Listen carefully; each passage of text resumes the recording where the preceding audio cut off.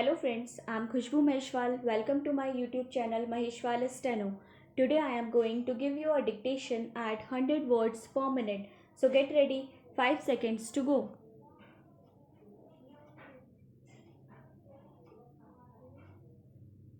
The present appeal by special leave is directed against the order dated 1st October 2012 passed by the High Court whereby the learned single judge in exercise of the jurisdiction under section 439 read with section 482 of the Code of Criminal Procedure 1973 has set aside the order dated passed by the learned additional sessions judge Saket Courts Delhi, who had granted the benefit of anticipatory bail to the appellants in FIR number AA instituted for the offence punishable under section 420 IPC registered at police station Defence Colony, New Delhi. The factual matrix that is required to be exposited for the purpose of disposal of the present appeal is that the second respondent filed an FIR against the present appellants alleging that both of them had conspired against him and in furtherance of the said conspiracy they had subjected him to cheating, criminal breach of trust, and have misappropriated the money. As alleged in the FIR, the appellants allude the said respondent to buy a property situated at Lodhi Road, New Delhi, for which he paid an advance of rupees 1 crore. As the narration would unfurl, it was appraised by the appellants that the property comprising entire basement floor and entire ground floor with one servant and impartible share of ownership rights in the land underneath would be sold to him and he will be delivered vacant peaceful physical possession. There are series of other allegations which would show that on the basis of oral agreement certain amount was paid and on 30th April 2013 an agreement to sell was duly executed between the parties.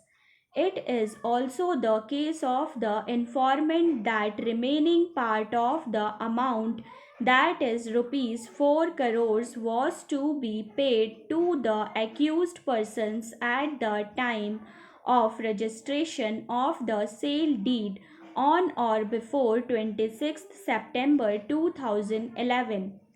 As the allegations proceed after receipt of the amount, the appellants disputed the amount and delayed the execution of the sale deed. On an inquiry being made, the second respondent came to know that the appellants had entered into an agreement to sell the said property to a third person. That was the foundation to lodge the FIR.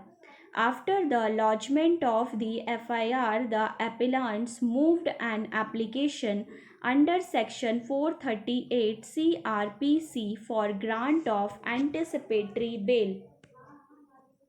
The appeal was dismissed by the learned additional sessions judge, Southeast Saket Courts, New Delhi, wide order dated 25th March 2012.